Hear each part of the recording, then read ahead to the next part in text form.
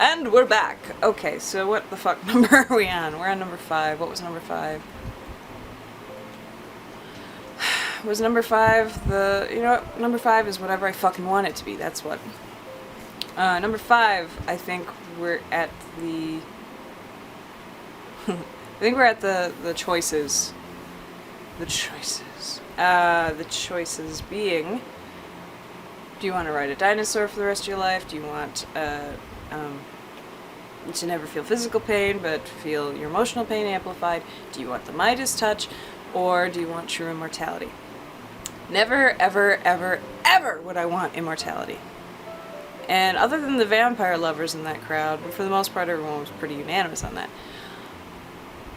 Maybe it's because I watched Highlander way too young and grew up watching it, so I don't know.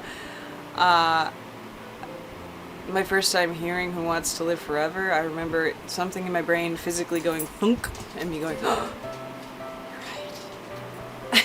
And then the more I learned about it, oh yeah, Freddie Mercury belongs on that hero list. Because how do you not love and admire Freddie Mercury? But anyway,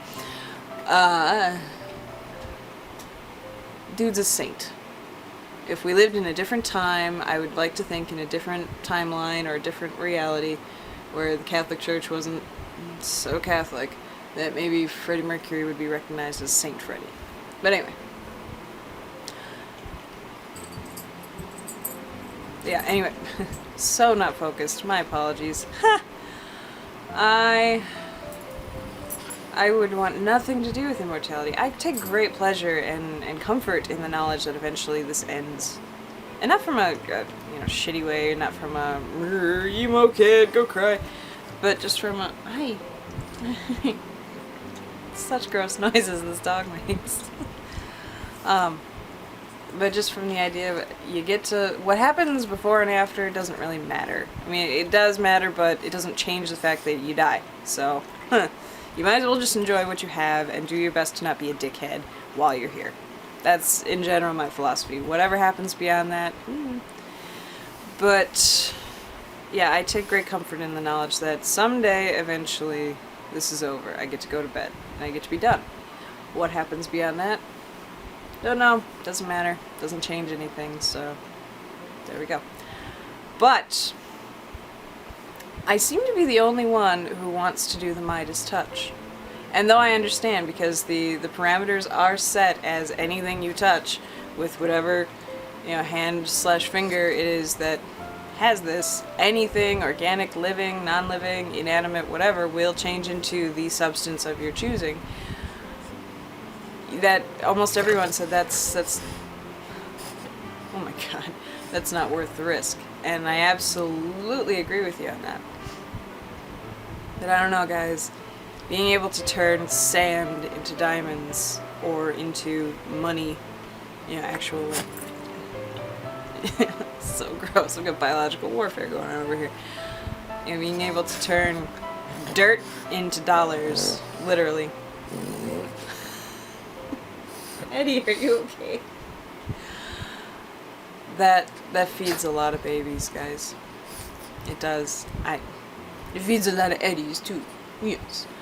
Yeah, it funds a lot of AIDS research. It fixes a lot of slums. I feel like it can do a little bit more good than, well, I mean, the damage it can do is astronomical, really. Like Ashley said, you touch your grandma turns into, diamonds. Snap. Grandma's gone. Or is she gone? Or is she just trapped in diamonds now? Ooh. Also a thought, but there are too many potentials for this to go awry. I understand that. Like, there are more parameters that I would need to know about. Does the hand, will it work on its own if somebody kidnaps me and cuts off my hand and keeps it alive in a jar? Because that way bad guys can take me, kill me, and just take my hand and ruin the world with this ability. More so than it's already, been. And I don't actually like money. I don't. I actually hate it. It serves no purpose. It has no legitimate value besides that which we put upon it. It doesn't produce fruit. It doesn't convert gases into, something more breathable. It doesn't make drinking water. It doesn't do anything. It's just dirty paper and dirty coins that we decided once upon a time, this is worth this. It's not. Even on a chemical properties level, there's nothing about it. The only thing it can do is paper money can be turned into fire, but that's a federal offense, so it's far better for you to freeze to death. I hate it, but at the same time, unfortunately, it does make the world go round, and so if I'm handed this opportunity, and I'm the only one handed it, if this is a situation where I can't just pass the buck and go, oh, well, the next person will take it. It's fine. Understanding the fact that I am now going to have a far more difficult time embracing the people and creatures I love, and I'm probably going to be outlawed at petting zoos, I'd probably take it. Although at the same time, it would be very easy for this to be used against me, because, okay, fine, I say I'm strong enough that I can fight off all of the bad people who find out about this, because hopefully this wouldn't be a news report, but odds are pretty good eventually it would. I fund research, I fund, organizations and charities, I do all these things, I try to help all these people. The road to hell is indeed paved with best intentions, so eventually I'm gonna fuck up, and I'm going to fund something or give money to somebody who uses it for bad things and causes problems.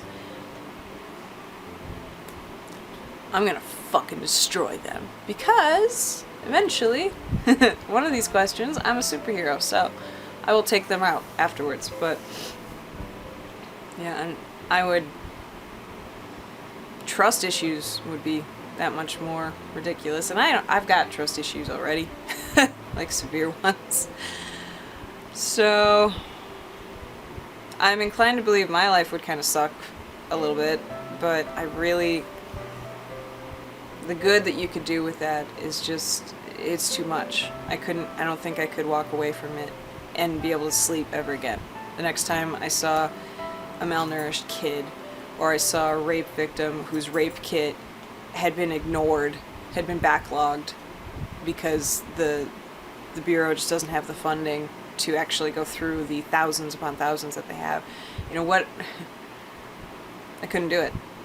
So I would take the Midas touch with the idea of helping some of the more urgent problems, but with the understanding that eventually I'm going to dig my own grave with this, and I may accidentally dig the graves of others, but I'm going to do everything I can to help out the other people first.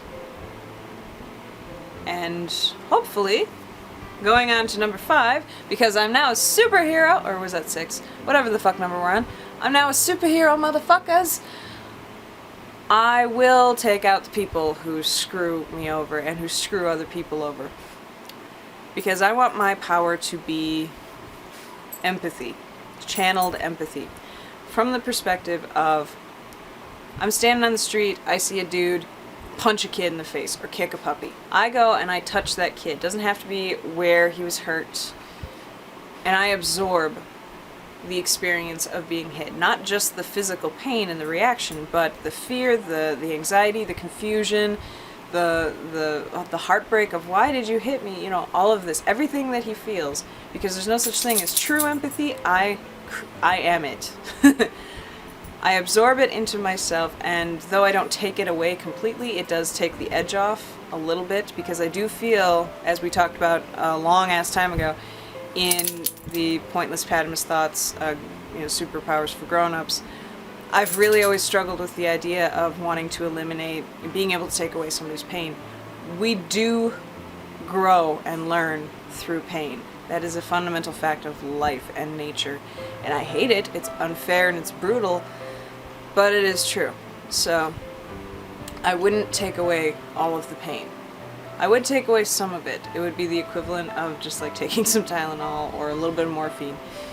And it doesn't remove the memory that it happened. But I take it into myself, sort of copy and paste. But then now that I have it, I can give it back. So I go and I touch the fucker who hit the kid, and I can channel it right into him, and he feels exactly what that kid felt. And hopefully after enough training, after enough, focus, I can actually get to a point where I can control how long I'm giving this and the intensity of it, which perhaps is cheating a little bit, but some people aren't going to get the hint the first time. And that's the catch. I can only do it that one time. Like, if you hit a kid twice, okay, I can do it twice, or I can just combine them, but I go and I touch the dude after he hit the kid. This one moment is the only time I get until he goes and does something else, and I absorb it again. So this is a little time consuming. It's a little putsy, and it does rely upon me being able to then catch that person again. But I can store them, and I have a pretty good memory for faces, so if I see that happen, I touch the kid, the dude runs away. If I find the dude again, which I will, he's getting it. This would be so helpful in cases of abuse, cases of rape, but even on emotional cases, like the CEO of a Fortune 500 who has employees who've worked their entire ass off to make him rich, and he wipes out the company. He embezzles, he runs away, he claims bankruptcy, he gets off scot-free, his employees get nothing. Their retirement funds are gone, their 401ks are gone, and now they're looking at poverty. I can take what they feel, and I can find him, and I can give him all of their anxiety, all of their paranoia, all of their fear. I can make him feel it, because ignorance is usually the main reason shit happens. You hurt somebody, it's not usually because you want to. Most of us, I mean, some people, yeah, they full-blown make that decision of, this is gonna fuck that guy up, let's go! But a large percentage of the pain and suffering that happens in this world is because of blind ignorance to one another. There are still people who genuinely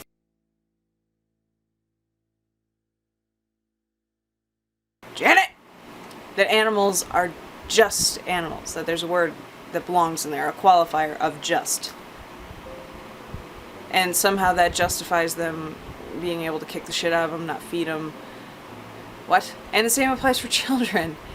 What?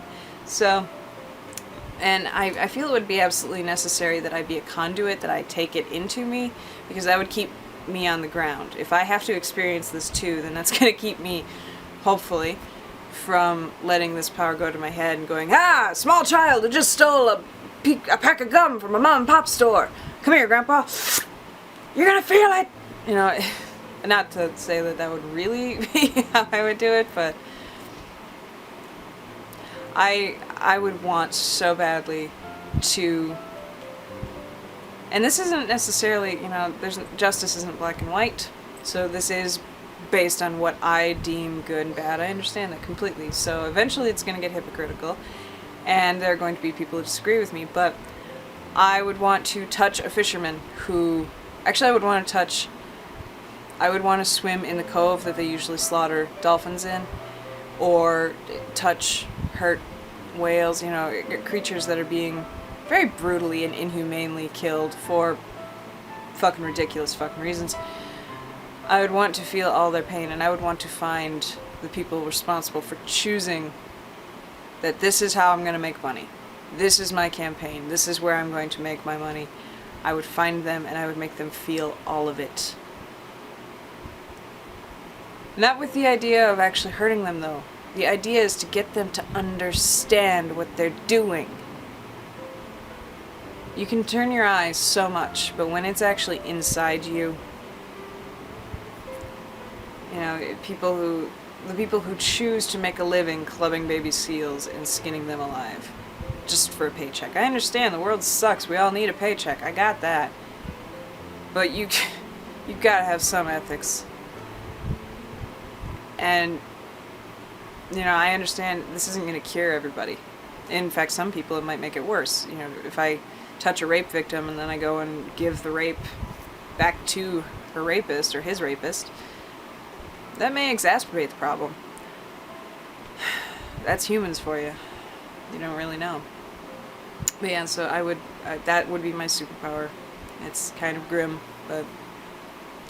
And I think I would need somebody. I don't think a sidekick really applies. I would need someone to keep me sane, because I'm probably going to go cuckoo after a while. I would need somebody there who understands me, who I can rely on, who can kick as much ass as humanly possible. Because there are going to be a lot of plausible scenarios in which this could very easily not work. Like if somebody punches me in the face when I go to touch them, I need to be able to take that punch and give it right back, and it needs to be able to be transferred through more than just me grabbing you in a specific place or specific way. So, but yeah, I think I would need that person there to help keep me from jumping off a cliff, probably. And probably be a PR representative, which is funny because those are my initials. Anyway, so yeah, that would be. I don't think I'd have a costume though. I don't think so. Maybe I would. I don't know. If you want to make me a costume, go ahead and design it. I don't care. And Dawn brought up a good point of names. This is something that you're going to be stuck with the rest of your life. I don't think I'd have a name. I think I'd go out of my way to keep my thing a secret. But yeah, but eventually I probably would end up with a name. Another superpower I'd really like is the ability to ease people in death. But to just be able to take away fear as you die. Fear, pain, etc. To let everyone die peacefully. But it seems a little redundant because you do die. And I would hope that once you're dead that you do feel peace. Since we don't know the two most fundamental aspects of life, we don't know when life begins and we don't know when death actually occurs, and we don't know the details of in between, or rather right before and right after. These are really important fucking things we need to know. We don't know them, so it's possible that would be a completely pointless power. I don't know. But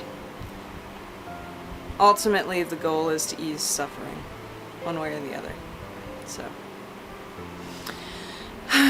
okay, I have this poor memory card. Janet's having a hard time, so we're gonna take a break, and then I'll be right back.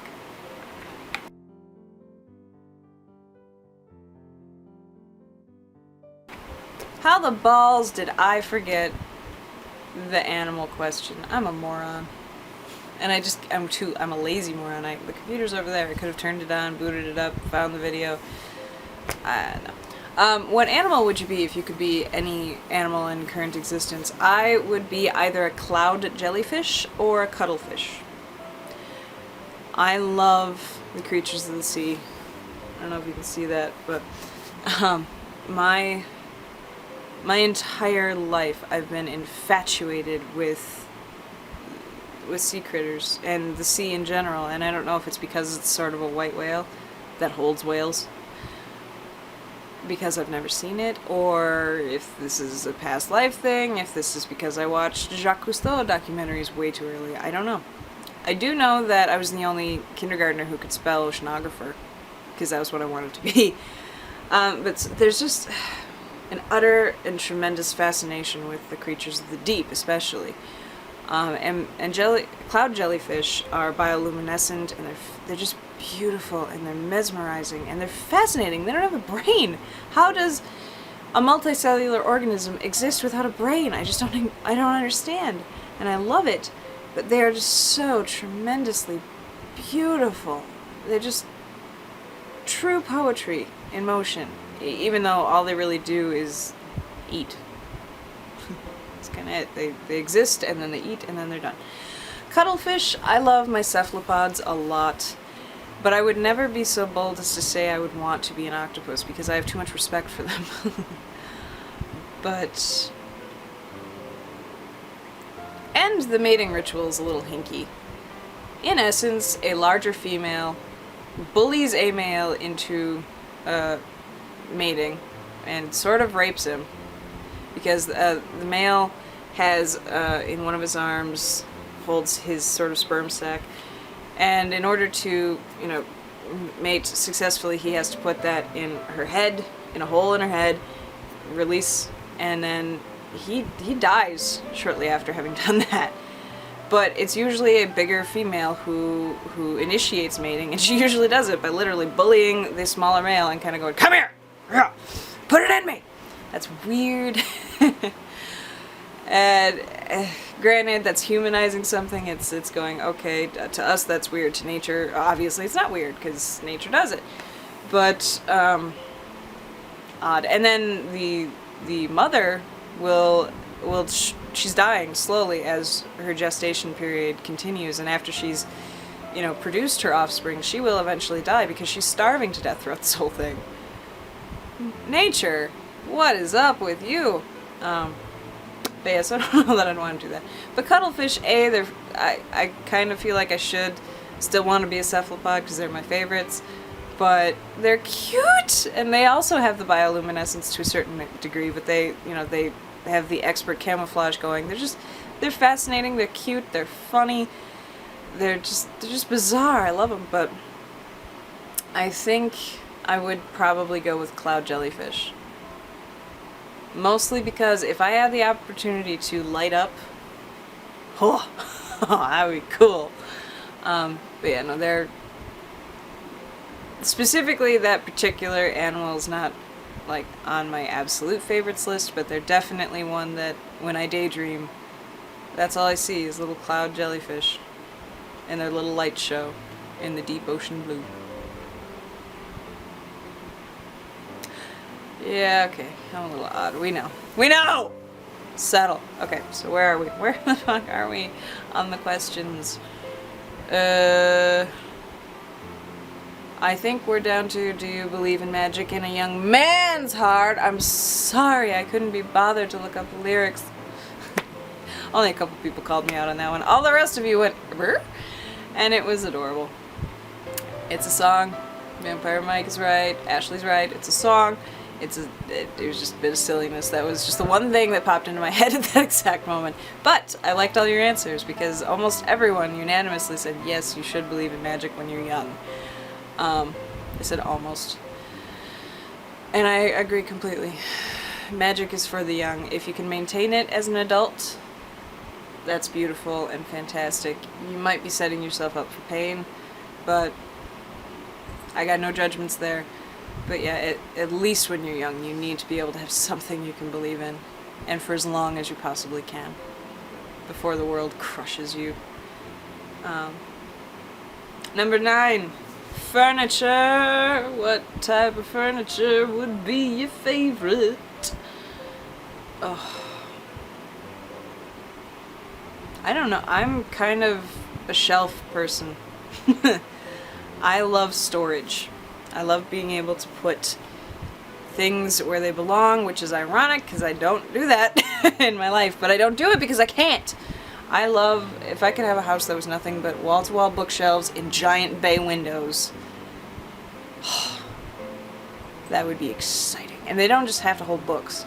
I mean, most of them will, but it'll be books, DVDs, random other things. I love shelves a lot.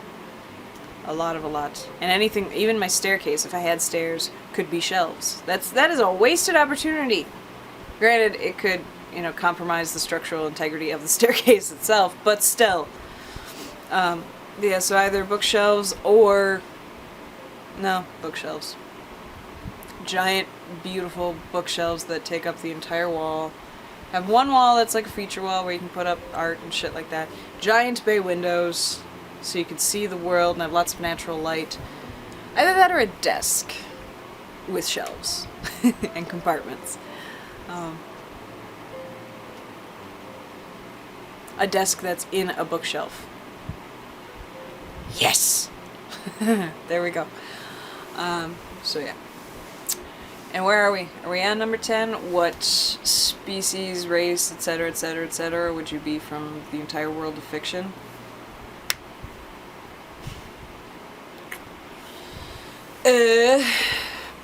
Or would you choose to be human? I loved Jason's answer of, I'd just be me.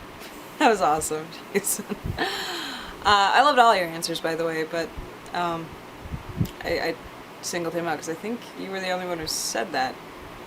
I could be wrong. In fact, I usually am. Anyway, because of my love for the ocean and aquatic life and things of that magnitude, I would kind of want to be able to be a creature that existed in the ocean. And although I would still want to be humanoid, like Dawn brought up, would you still want to be human? Like, yeah, but I fear that that's perhaps because I've never been anything else, and so it might just be out of fear of expanding. But I wouldn't want to be a mermaid, by the way. If anyone was thinking, oh, look at little Patty and her little mermaidness. No, not at all. But that brings me to a joke. How do mermaids have babies? C-sections! Ha! Okay. Ideally, I think I would want to be going by earthly biology. I'd have to, by nature, be semi-amphibic, because I've always wanted to have gills. I've always wanted to just be able to exist underwater comfortably and be able to breathe underwater. So if I could have, you know, my on-land anatomy and my lungs and my respiratory system that keeps me alive up here, but then I'd also have, you know, gills and a swim bladder and a completely separate reproductive respiratory system. They both start with R's, okay? Settle. My mind is not that far in the gutter. Yes, it is. And then have another separate set of, you know, respiratory system that I could, you know, switch back and forth from. That would be perfect. If I could be me, but I could live underwater, I could live not underwater, and have my flesh not rot and bloat and get all nasty the way our flesh would if we decided to. The end of Splash pisses me off so much. I love the movie, but no! He's gonna die! And even if he turns into a merman somehow, which we don't see that happening, the rest of his anatomy still is not going to function. This doesn't work. And the whole time, but as the dork that I am, every time I watch the credits playing at the end while Tom Hanks and Daryl Hannah are swimming around, the whole time I'm holding my breath. Like, see? I would die. He's gonna die. You're killing your lover. You idiot. Daryl Hannah. For fuck's sake. I get a little too into crappy 80s comedies. I don't think it's crappy. I think it serves its purpose. Eugene Levy, I love him though. Anyway, so yeah, I would like to be the first time I haven't gotten to play that many video games, as we all know, but I did get a chance to play a little bit of Majora's Mask, and the Zora people, I loved them. I was like, that's so cool. Underwater musical crew. That's so cool. I loved their anatomy, I loved everything about them, so that would be an option. But, not married to the idea though. But you get the idea. So, something aquatic. Some race that lives underwater where I could be somewhat humanoid, but also not. And live happily ever after underwater if I wanted to, or not. So, yeah. I think we're there. This has been a very long endeavor. I shudder to think how long this video is. Odds are pretty good I'm going to break it up because it wouldn't make you guys suffer through an hour of me talking. If there's anything I skipped and any of you give a flying fuck, tell me, I'll fix it. But thank you again for playing. And for those of you who didn't get a chance to make a video response, do it! There is no time limit on this other than the time that you exist. That's it. That's the parameters we're working in. 40 years from now, you want to make a video response? Fucking do it. I might not see it right away, but we'll do it. Okay? So, and thank you again to everyone who did make video responses. Your responses were awesome. I loved getting to know you guys a little better. Made a few new friends on this.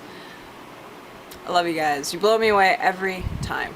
And this was no exception. So, take care of yourselves. Thank you. And we'll see you next time on this floor.